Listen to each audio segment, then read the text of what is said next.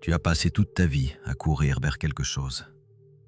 Ce désir profond que tu portes, cette aspiration qui revient sans que tu n'invoques, cette certitude que ta vraie vie t'attend quelque part devant toi.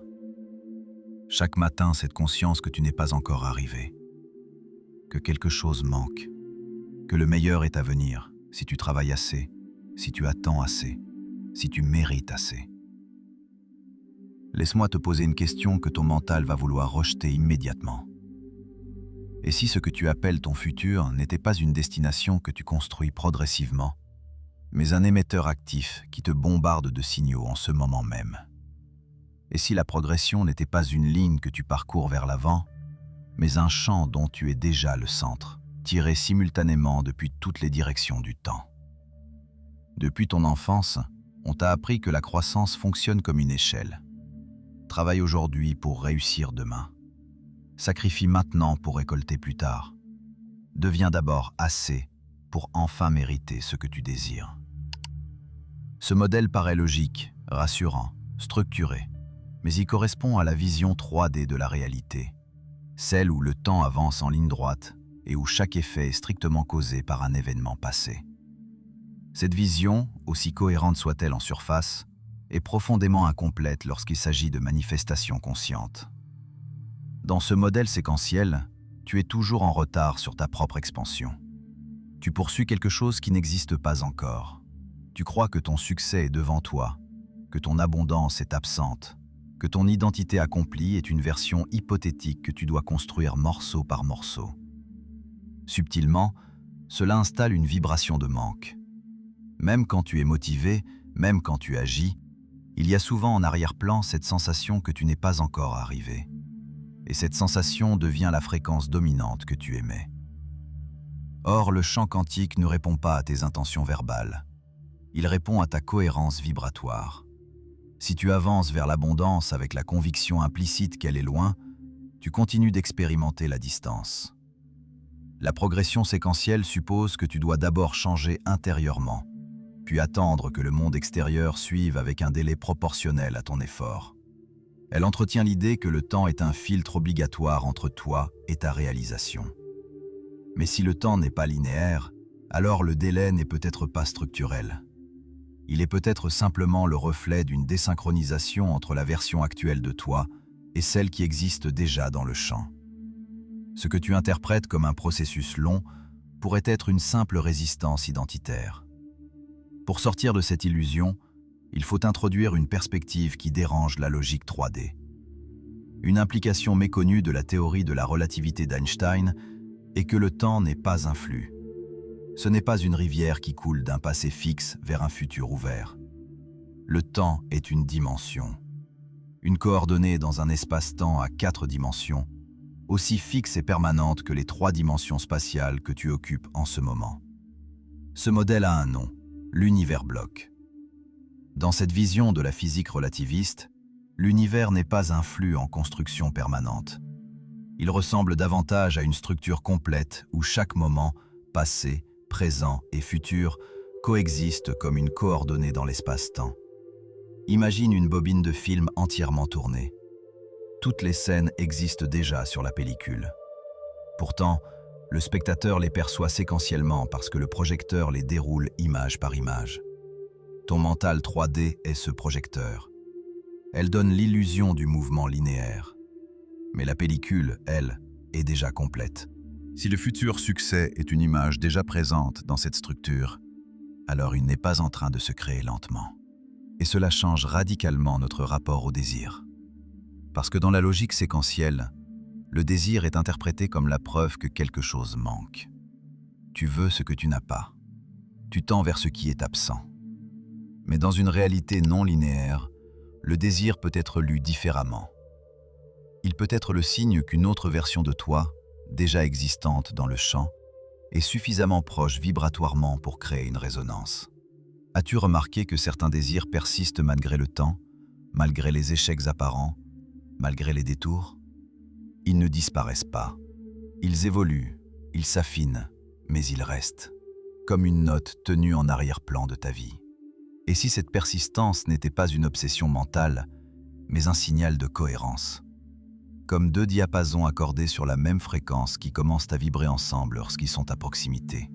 Le désir profond pourrait être la vibration d'un futur déjà réalisé qui cherche à entrer en synchronisation avec ton présent. Cela signifie que ce tiraillement intérieur que tu ressens à aller vers une vie plus grande, plus libre, plus abondante, n'est pas une preuve de manque, mais peut-être bien la preuve d'une proximité énergétique. Tu ne peux pas désirer intensément ce qui est totalement étranger à ton champ. Ce qui te touche, ce qui t'attire, ce qui t'émeut profondément, correspond à une configuration potentielle déjà inscrite dans ta trajectoire globale. Le désir devient alors un indicateur directionnel, non pas vers quelque chose à fabriquer, mais vers quelque chose à rejoindre vibratoirement. La vision séquentielle te pousse à croire que tu dois devenir progressivement cette version future par accumulation d'efforts. La vision non linéaire suggère autre chose. Cette version existe déjà, et ton rôle consiste à réduire l'écart de cohérence entre elle et toi. Ce n'est pas une construction lente, c'est un ajustement d'accordage. Quand un poste radio capte mal une station, tu ne construis pas la musique. Tu ajustes la fréquence jusqu'à ce que le signal soit clair. De la même manière, ton abondance n'a pas besoin d'être créée à partir du vide. Elle nécessite un alignement avec la signature identitaire qui la porte déjà. Ce qui maintient l'illusion de progression lente, c'est l'attachement à l'ancienne identité. Si tu continues à te percevoir comme quelqu'un qui essaie d'y arriver, tu restes cohérent avec une timeline où l'arrivée est toujours différée. Si tu te perçois comme quelqu'un en transition constante vers un mieux futur, tu prolonges la transition. Le mental 3D adore les étapes, les plans, les stratégies, parce qu'il se nourrit de contrôle. Mais le champ répond à l'état dominant, pas au plan détaillé. Comprends bien, il ne s'agit pas de nier l'action. Il s'agit de transformer la source de l'action. Dans l'illusion séquentielle, tu agis pour devenir. Dans la conscience non linéaire, tu agis parce que tu es déjà en train de t'aligner avec une version accomplie. La nuance est immense. L'une émane du manque, l'autre de la cohérence. L'une renforce le délai, l'autre le dissout progressivement. Plus tu crois que tout doit prendre du temps, plus ton système nerveux valide cette croyance par son comportement.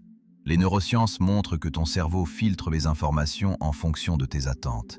Si tu t'attends à une progression lente et difficile, tu remarqueras surtout les obstacles, les preuves de lenteur, les retards. Si tu commences à envisager que certaines transformations peuvent être rapides parce qu'elles ne sont qu'un changement d'identité, ton attention s'ouvre à des opportunités différentes.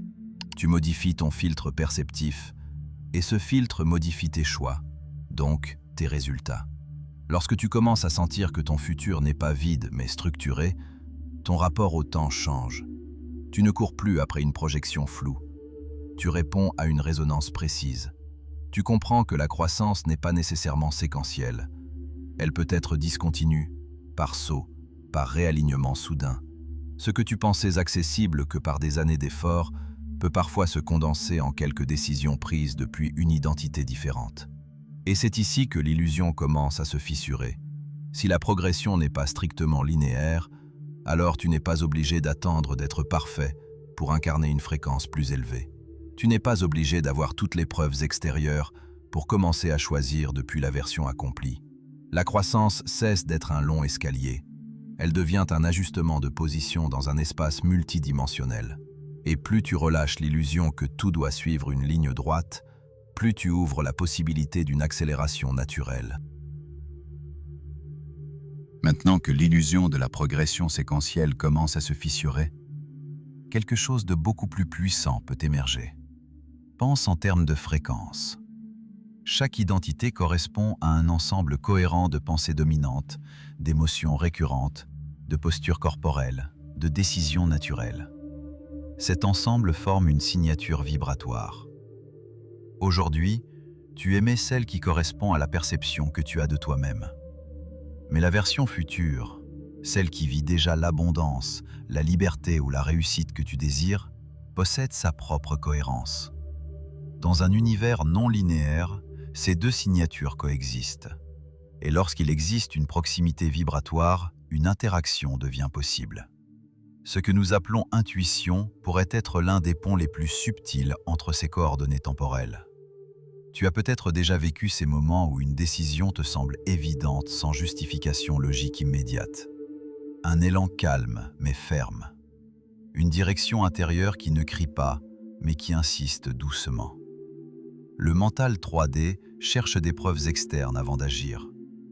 Pourtant, certaines impulsions semblent venir d'un endroit plus vaste que le raisonnement analytique.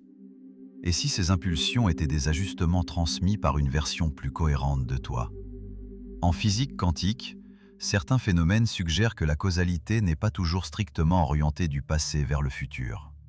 Sans entrer dans des équations complexes, il existe des expériences où les corrélations observées semblent défier l'ordre temporel classique. Cela ne signifie pas que le futur change magiquement le passé dans un sens simpliste, mais cela ouvre la possibilité que l'information ne soit pas confinée à une flèche temporelle rigide.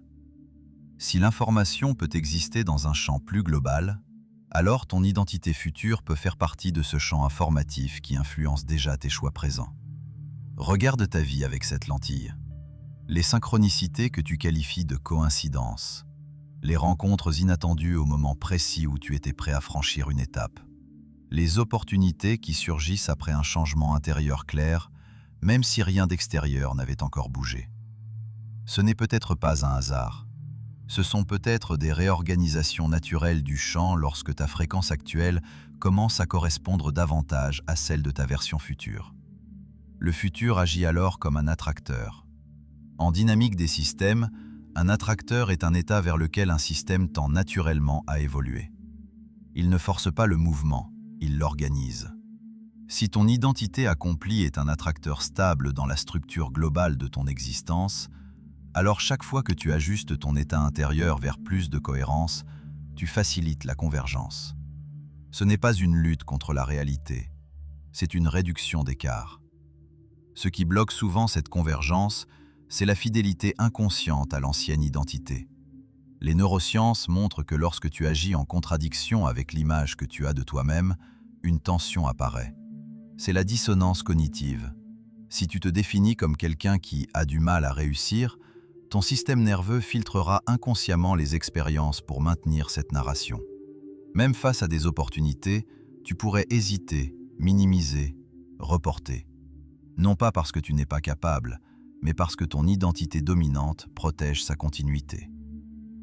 Imagine maintenant que ton futur soit en train d'envoyer des micro-signaux de recalibrage sous forme d'élan, de remise en question, d'envie de changer certaines habitudes. Lorsque tu ressens le besoin de te lever plus tôt, d'améliorer ton environnement, de poser une limite, d'investir en toi, ces impulsions ne sont pas forcément issues d'un effort forcé. Elles peuvent être des tentatives d'alignement, comme si une version plus stable de toi cherchait à harmoniser la partition.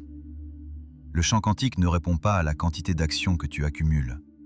Si ton futur est déjà une réalité vibratoire, alors chaque pensée récurrente qui te rapproche de sa signature renforce le lien.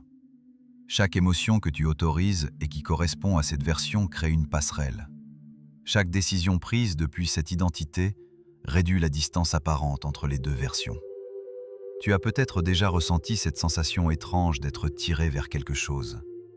Comme si certaines directions de vie semblaient plus fluides, plus naturelles, malgré les peurs initiales. À l'inverse, certaines voies paraissent lourdes, contractées, même si elles semblent rationnellement sécurisantes. Cette différence de sensation pourrait être la lecture corporelle d'un alignement ou d'une désynchronisation. Lorsque tu penses à une version accomplie de toi et que tu ressens à la fois de l'excitation et une forme de reconnaissance intime, ce n'est pas anodin. Cette reconnaissance est un indice. Elle suggère que cette version n'est pas une fiction complète. Elle est une possibilité suffisamment accessible pour créer une résonance émotionnelle réelle. Et dans un univers où l'information circule au-delà de la simple ligne temporelle, cette résonance peut être le début d'une interaction active. Cela change profondément ta posture. Tu ne cherches plus à devenir quelqu'un d'autre par accumulation d'efforts. Tu cherches à stabiliser la fréquence d'une version qui existe déjà comme attracteur. Tu passes d'une logique de fabrication à une logique d'alignement. Au lieu de demander sans cesse ce que tu dois faire pour y arriver, tu commences à te demander qui est-ce que tu es en train de valider maintenant. Plus tu prends au sérieux cette possibilité, plus tu deviens attentif aux signaux subtils. Tu observes tes intuitions sans les rejeter immédiatement. Tu notes les synchronicités au lieu de les banaliser. Tu reconnais que certaines peurs sont simplement des résistances de l'ancienne identité qui sent son territoire se réduire. Et au lieu de lutter contre elles, tu les observes comme des indicateurs de transition. Lorsque tu acceptes cette idée, même partiellement, quelque chose s'ouvre. Tu cesses de te définir exclusivement par ton historique. Tu commences à te définir par ton attracteur. Et à partir de là, chaque décision devient un point de convergence possible. Non pas vers un futur lointain, mais vers une réalité déjà active dans le champ. T'ouvrir à une conscience non linéaire signifie commencer par l'état avant de voir l'événement. Cela demande un basculement intérieur. Je te propose un exercice testable sur 24 heures. Pas pour forcer un miracle spectaculaire. L'idée n'est pas d'accumuler des pratiques qui finissent par te peser. C'est une invitation à l'observation de quelque chose qui existe déjà en toi et qui attend seulement d'être reconnu. Choisis une version de toi dans 2 ou 3 ans qui incarne clairement une réalité que tu désires. Imagine-la dans sa stabilité quotidienne, pas uniquement dans ses moments de gloire. Ressens son état émotionnel dominant. Ne cherche pas l'excitation artificielle, cherche la tonalité stable. Pendant les prochaines 24 heures, observe simplement les écarts entre ta réaction automatique et la réponse cohérente avec cette identité future. Puis tu ajustes doucement en calant des micro-décisions sur ta version future. Au lieu de te demander comment atteindre une version future de toi, tu te demandes que ferait cette version future de toi si elle était à ta place aujourd'hui. Comment réagirait-elle dans cette situation? Pas pour te transformer brutalement, mais pour réduire la distance vibratoire. Tu vas probablement remarquer quelque chose d'intéressant. Certaines décisions deviennent plus simples. Certains doutes perdent de leur poids. Ce qui te paraissait challengeant peut sembler plus neutre. Ce n'est pas ton monde qui a changé en quelques heures. Ton point de référence interne s'est déplacé. Ton cerveau, qui fonctionne comme une machine prédictive, commence à recalibrer ses anticipations. Il ajuste sa lecture des situations en fonction de la nouvelle identité que tu stabilises. Peut-être que tu oseras avoir une conversation que tu redoutais. Peut-être que tu poseras une limite que tu évitais.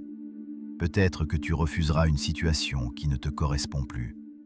Cet exercice ne consiste pas à jouer un rôle ou à prétendre être quelqu'un que tu n'es pas. Il s'agit d'autoriser une version déjà active à influencer tes micro-décisions. Plus tu pratiques cet ancrage, plus la ligne entre présent et futur s'assouplit. Tu commences à sentir que certaines qualités que tu associais à « plus tard » sont déjà disponibles. Il y a une question que ton mental va poser tôt ou tard, et elle est légitime. Comment savoir si ça marche vraiment? Comment distinguer une transformation réelle d'un moment agréable, mais qui n'a rien changé à ma réalité concrète? Il y a 4 signaux, tous observables dans ta vie ordinaire, et aucun d'eux ne nécessite que tu forces quoi que ce soit pour les produire. Ils émergent quand la recalibration opère. Leur absence ne signifie pas que tu dois t'efforcer davantage. Elle signifie simplement que le processus a besoin de plus de temps ou que quelque chose dans la posture reste à relâcher. Le premier signal est que les synchronicités changent de texture. Non pas qu'elles deviennent plus nombreuses dans l'absolu, tu en as probablement manqué des centaines auparavant parce que ton état de base ne te permettait pas de les percevoir. Mais tu commences à les reconnaître plus facilement. Et cette qualité est précisément la texture du signal de ton futur toi quand la réception est claire. Le deuxième signal est que tes réactions aux déclencheurs habituels se transforment. Les mêmes situations extérieures commencent à produire des réponses différentes dans ton corps. Non pas parce que tu t'es contraint à réagir mieux, mais parce que depuis un état de base légèrement différent, les mêmes événements ont un effet différent. Moins de contraction, moins de résistance, plus de fluidité. C'est le signe que ton champ a commencé à se réorganiser autour d'une nouvelle fréquence. Le troisième signal est le sentiment que ton désir devient plus accessible. Ce qui nécessitait un effort d'imagination, se projeter dans le futur, se convaincre que c'est possible, maintenir la visualisation, devient plus naturel, plus immédiat. Comme une fréquence que ton corps commence à connaître depuis l'intérieur, plutôt qu'une destination distante qu'il doit s'efforcer d'imaginer. Cette accessibilité croissante est la preuve que ton système nerveux a commencé à intégrer la fréquence du futur toi comme une référence familière. Le quatrième signal, et c'est le plus fondamental, est que tu commences à prendre des décisions depuis un état de gratitude plutôt que depuis un état de manque. La texture de tes choix change. Tu n'as plus besoin d'obtenir pour te sentir complet. Tu fais les choses parce que tu reconnais que c'est ta direction naturelle. Tu ne fais plus des choix pour fuir quelque chose, mais pour t'honorer. L'action inspirée, celle qui émerge de l'alignement, a une qualité radicalement différente de l'action forcée. Et cette qualité d'action change les résultats. La conscience non linéaire n'est pas une croyance à adopter. C'est une posture à incarner. Plus tu l'expérimentes directement, plus elle cesse d'être théorique. Tu réalises que ton futur n'est pas un fantasme lointain. Il devient un partenaire silencieux dans tes décisions présentes. Et à mesure que tu t'ancres dans cette collaboration invisible, le délai 3D commence naturellement à se réduire. Merci de m'avoir écouté.